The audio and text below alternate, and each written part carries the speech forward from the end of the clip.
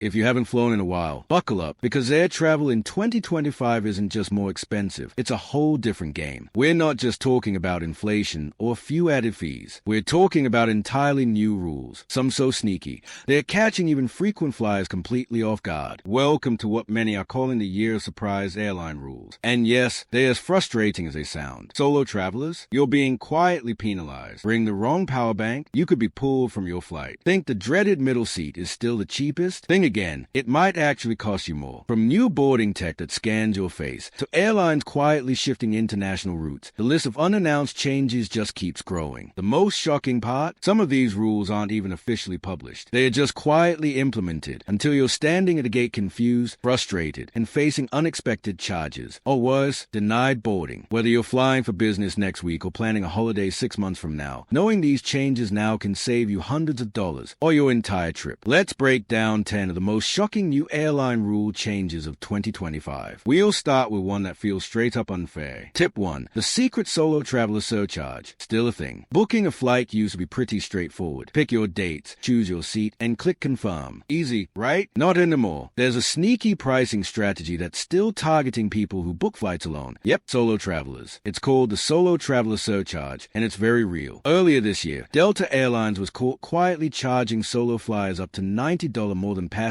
booking the same flight for two. One traveler noticed a fare of $159 per person when booking for two people, but when they selected only one passenger, the same flight shot up to $249. At first glance, this might seem like a fluke or a group discount, but it's not. It's essentially a penalty for flying alone. Why does this happen? Because airlines often assume that solo travelers are business travelers and therefore less price sensitive. In other words, they think you'll pay more without blinking. But the shady surcharge doesn't just hit executives. It also affects students, retirees, and leisure travelers who happen to be flying solo. Delta received plenty of backlash and claimed to have adjusted the policy, but data shows it's still being applied on select domestic routes. Even more concerning, United and American Airlines are allegedly experimenting with similar models behind the scenes. What can you do? Before booking, try searching for two passengers and compare the per seat pricing. If the price per seat drops, you've spotted the surcharge. In some cases, travelers have gotten around this by booking two seats, then canceling one later, especially if the ticket is refundable. Risky? A little, but for $90 in savings, it might be worth considering. But if you think that feels shady, just wait until we get to tip 3, where even your luggage could get you grounded. Tip 2. Your face is now your boarding pass. Gone are the days of frantically pulling out your phone or digging through your bag for that paper boarding pass. In 2025, your face is your ticket, literally. Facial recognition boarding is no longer a pilot program. It's here, and it's spreading fast. Major airports like JFK, Singapore Changi, Frankfurt, and Hong Kong are already using facial scans at the gate instead of human agents or boarding passes. In theory, it's efficient. Walk up, scan your face, and you're on the plane. No lines, no fumbling. But here's the catch. Most travelers don't realize it's happening until they're already in the system. One woman flying business class out of Hong Kong was shocked to learn that facial recognition was her only boarding option. No human agent, no barcode, just a camera, a green light, and that's it. Some airlines claim you can opt out, but those options are often buried deep in the app settings or not offered at all. If you're boarding in a rush, there's a good chance your face is being scanned and stored without you ever consenting. Airlines say it improves security and speeds things up. Privacy advocates say it's a massive overreach, especially when the rules around how your biometric data is stored or shared are unclear. Worried about this? Check your airlines app before traveling. See if you can opt out ahead of time. And keep in mind, facial recognition is fast becoming the norm, not the exception. And you'll definitely want to hear tip 5, where we talk about what happens when facial scans fail and the plane leaves without you. Tip 3. The carry-on crackdown is real and ruthless. If you ever bent the rules on carry-on baggage, stuff a little extra in, brought a bag just slightly too big, or hope your overstuffed tote would fly under the radar, those days are over. Airlines in 2025 are cracking down hard on what you bring on board and how much it weighs. We're not just talking about the overhead bin bag anymore. Personal items are now being weighed at the gate. That tote bag with your laptop, snacks, meds, and backup charger, if it puts you over the weight limit, which can be as low as 7 kilograms or 15 pounds, you're either paying a steep gate fee or being forced to repack on the spot. Jetstar, Lufthansa, AirAsia, and even some full-service airlines have introduced gate-side weigh-ins. Travelers are being caught completely off guard, especially when they thought their personal item didn't count. And here's where it gets even more serious. Power banks, you know, those little battery packs we all carry, are now under scrutiny too. After a mid-flight fire caused by a faulty power bank earlier earlier this year, airlines have tightened their rules. Some now ban power banks in the overhead bin. Others require them to be within arm's reach, like in your personal item or seat pocket. The logic? If it catches fire, flight crew need to grab it fast. In China, it's even stricter. Any uncertified or knockoff power banks are banned entirely. If it's not a major brand with official safety markings, you're not boarding. How do you stay safe? Weigh your bag before you leave home. Use a digital scale. Keep your power bank in your personal item, not check baggage. And always go with trusted brands. Skip the cheap no-name charges from convenience stores. This sounds strict, but it's only getting started. In Tip 6, we'll reveal a bizarre new twist. Airlines are now charging extra for middle seats. Tip 4, flights to the US are quietly being cut, and it's already affecting prices. If you're planning an international trip involving the US, here's a change most people haven't noticed yet. Major airlines are quietly slashing US-bound routes, and the impact is already being felt in rising prices, longer layovers, and fewer options overall. Here's the reality. Flights from Europe and Canada to the US are down significantly. According to recent data, Canadian bookings dropped 33% year over year, and Europe is seeing a 10% decline. That might sound like a demand problem, but airlines are using it as a chance to pull resources from US routes and reallocate planes to destinations like Mexico, Brazil, and the Caribbean, where tourism is booming. Airlines like Lufthansa, British Airways, WestJet, and Air France are among those making strategic cuts to US routes. That might mean fewer direct flights, more layovers, or even having to jump through 2 or 3 airport transfers to get to a destination that used to be a quick hop. If you're flying from abroad, that might mean 2 extra flights just to get home. If you're in the